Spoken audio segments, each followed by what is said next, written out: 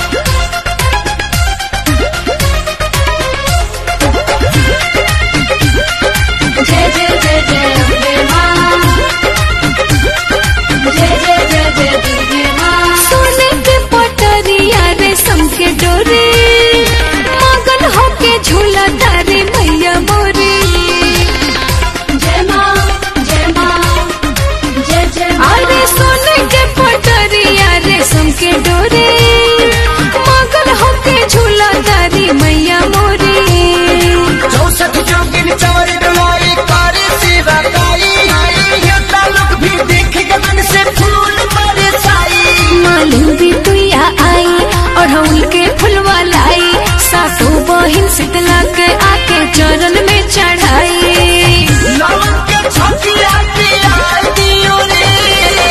सातों बहिन के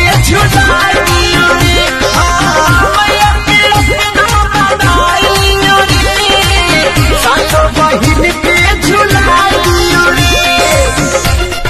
जय जय जय माँ, जय जय जय माँ, जय जय जय माँ।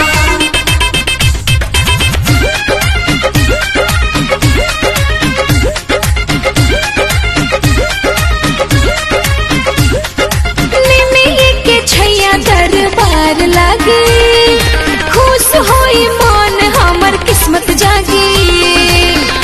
जय माँ जय माँ जय जय। हाँ निमिया के छैया दरबार लागी। खुश होई मन हमर किस्मत जागी। चम चम चमकी मुकुट मोरी मैया की लीला रे।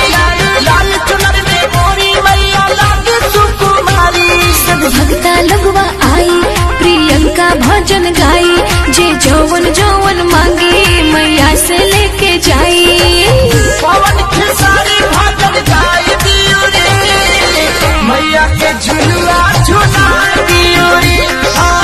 मैया के अपना बनाई लियो रे। सातों बहिन के झुला दियो रे। बहे पवन पुरवैया देखा अवतारी मैया।